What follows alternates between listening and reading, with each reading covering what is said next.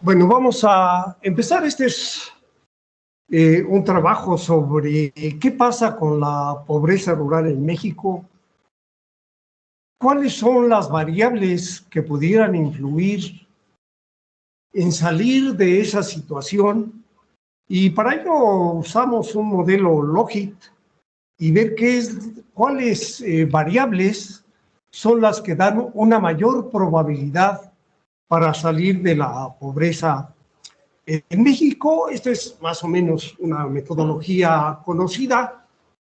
Hay muchos estudios que se mencionan en el trabajo acerca de la pobreza en México. Este es un análisis que se hace de 2018 y 2020. De hecho, se hace el modelo sobre el año 2020 de un corte transversal.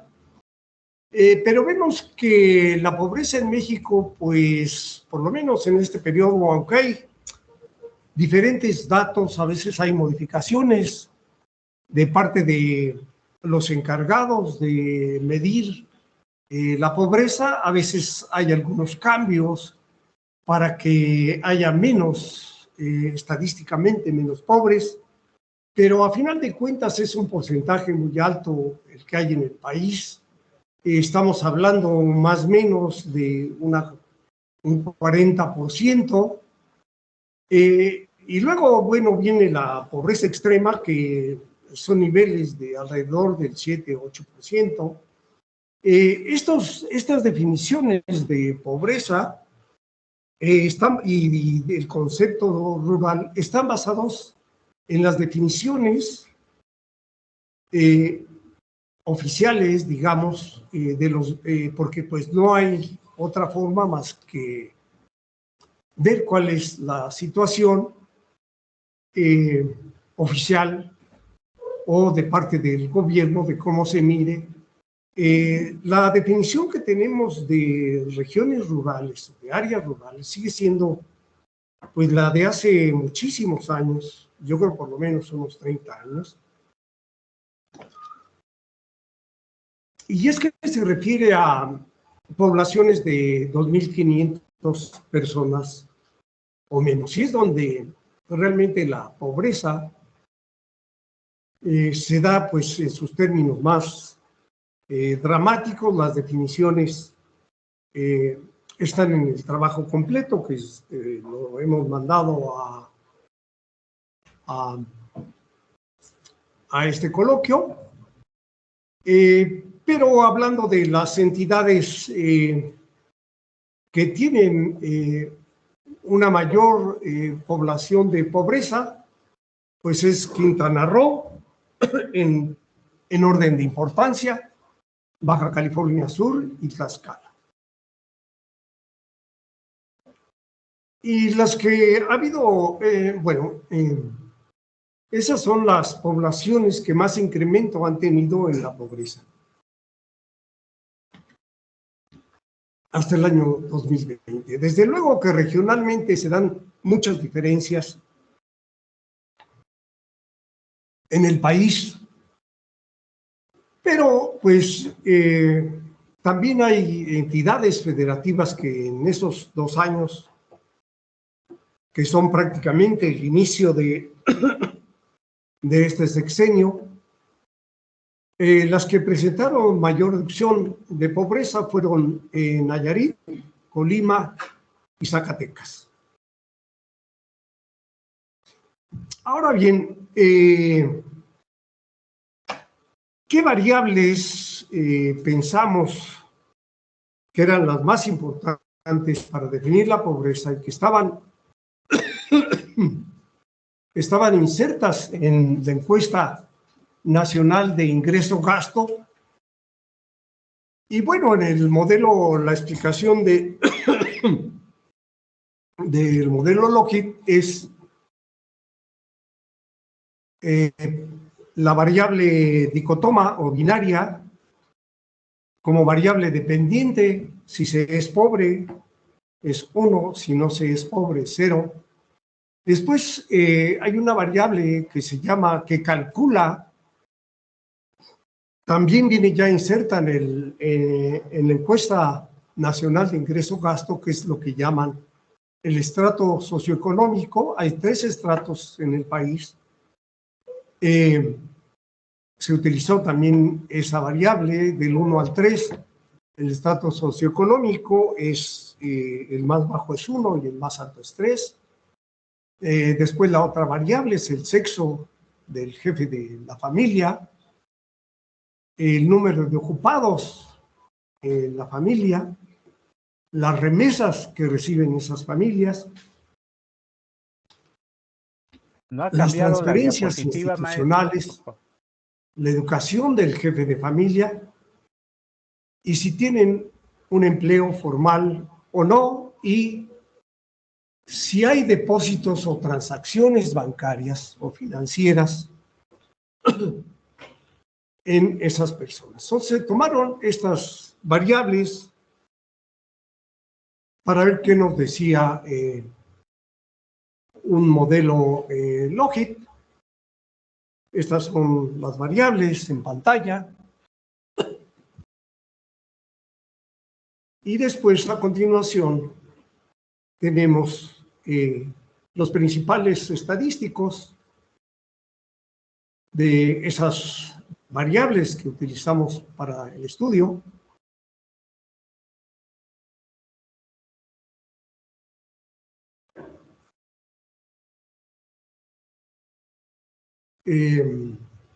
Perdón, este ya es el resultado de...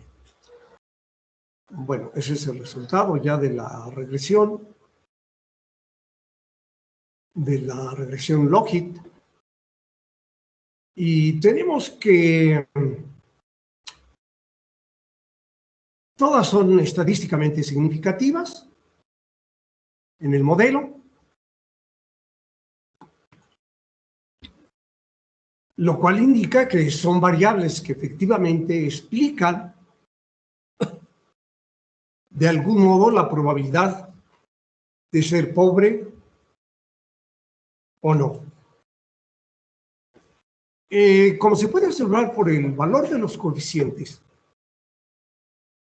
siempre el valor, un coeficiente puede ser estadísticamente significativo, pero puede ser de un bajo valor, es decir, que su aportación no es tan importante, y si es alto, pues quiere decir que su aportación a la explicación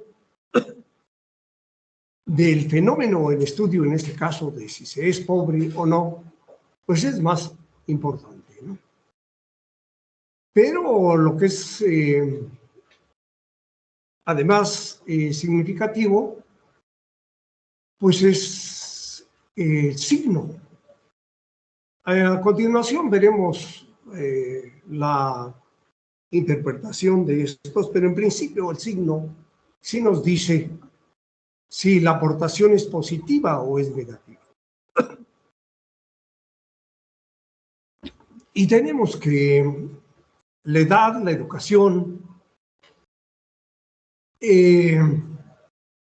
las remesas, las transferencias, el estrato social al que pertenece, si reciben alguna forma o ingreso de alquiler, el empleo si es formal, pues también es positivo, los depósitos o el uso del sistema bancario es negativo, eso y el sexo del jefe de la familia,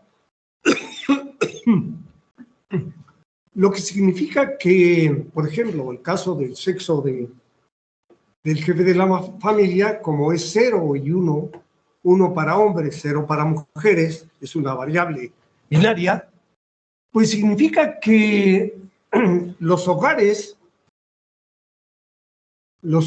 que en donde el jefe de familia es mujer tienen una mayor probabilidad o una mayor oportunidad, una mayor probabilidad de ser pobres. Cosa que más o menos coincide con otros estudios. Y ahora vamos a ver la siguiente diapositiva, que esto simplemente es la R cuadrada de McFadden, que es parecida a la R cuadrada, que tanto estas variables explican el fenómeno de la pobreza, normalmente las R's cuadradas no deben ser tampoco demasiado grandes, pero bueno, explicar cerca de un 20% nos da pues alguna idea de que estamos bien en este tipo de modelos.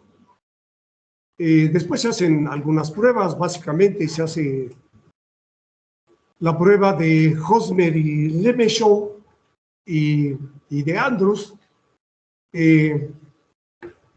para ver si las diferencias no son muy grandes entre los valores esperados y los actuales. Y esto nos dice que son pruebas para ver que el modelo esté presentando buenos resultados y que sea válido, que tenga las condiciones de un modelo que no tenga, a final de cuentas, heteroselasticidad, o que también hicimos la prueba de Davidson y McKinnon. Todas ellas salieron bien, o sea que quiere decir que el modelo estadístico está bien estructurado, que no tiene problemas de que los coeficientes sean sesgados o que las zetas estadísticas, que aquí son en lugar de la T estadística, sean también confiables, que es lo que le da la validez a un modelo, ¿no?, estadístico o económico.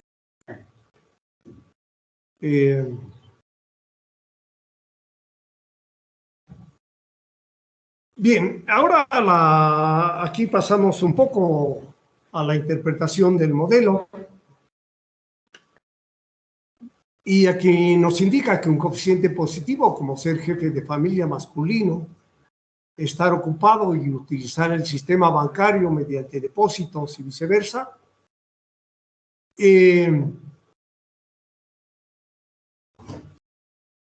un coeficiente positivo implica un aumento en la probabilidad de ser pobre. La edad es importante.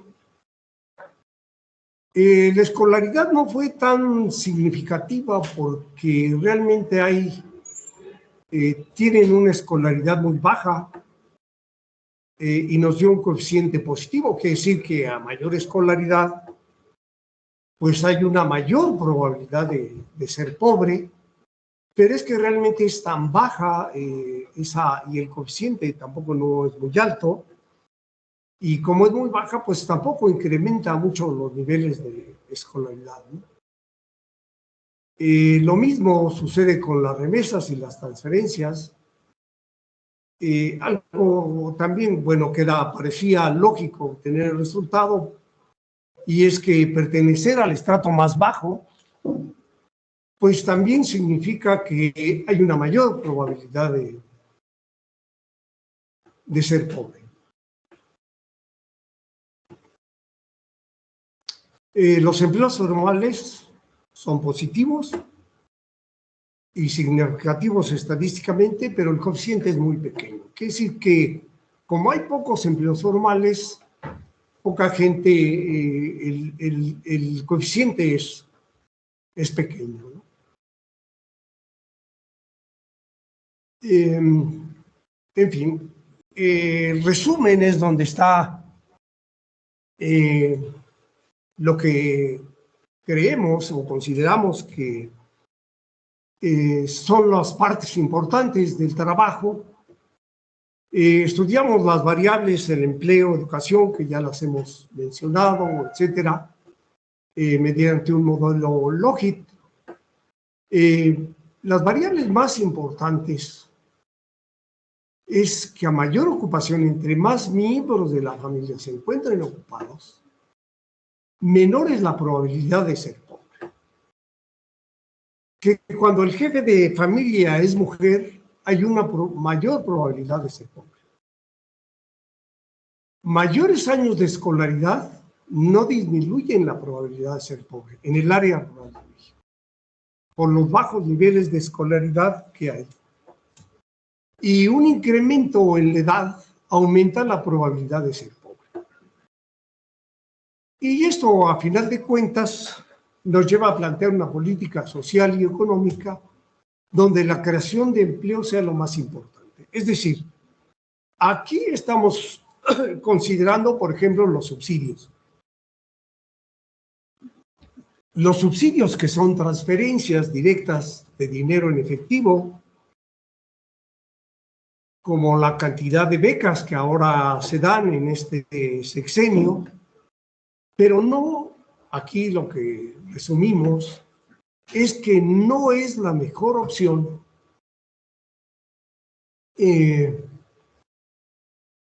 los subsidios. Que la mejor opción, sin duda, pues para eliminar la pobreza, sí ayudan los subsidios, como vimos, pero la mejor alternativa es la generación de empleos. Con esto yo termino mi presentación, les agradezco su tiempo y creo que con esto terminamos esta mesa.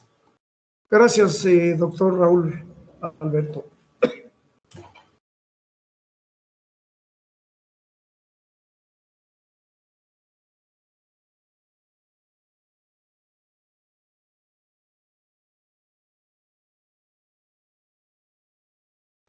Tiene apagado su micrófono, doctor Alberto. Perdón, discúlpenme. Bien, pues agradecemos a todos los ponentes por su participación y pasamos a la siguiente sesión, que es precisamente las preguntas y respuestas por parte de las personas que estuvieron siguiéndonos en esta transmisión. Entonces, si alguien tiene alguna pregunta, por favor, puede levantar la mano. Aquí tenemos ya, por ejemplo, a una persona, María Cristina, parece ser. Por favor, señalan a quién le quieren hacer la pregunta para darle el espacio. Adelante, María Cristina.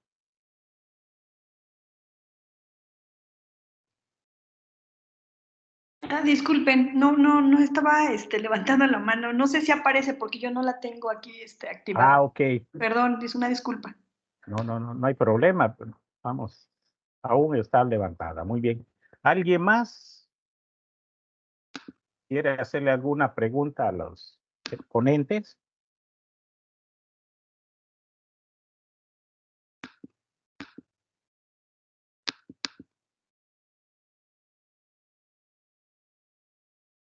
¿No? Ok.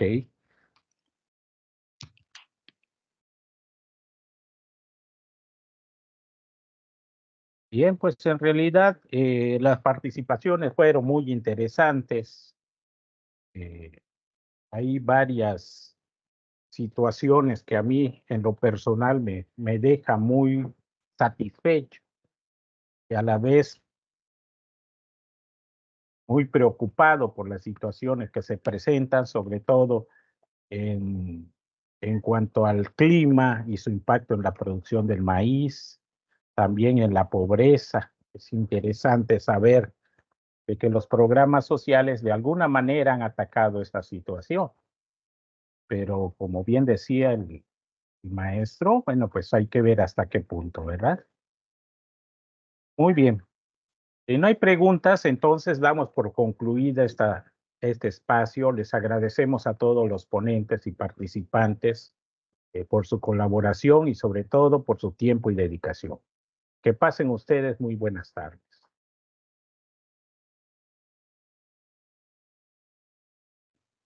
Buenas tardes, muchas gracias. Hasta luego, gracias por todo. Hasta luego.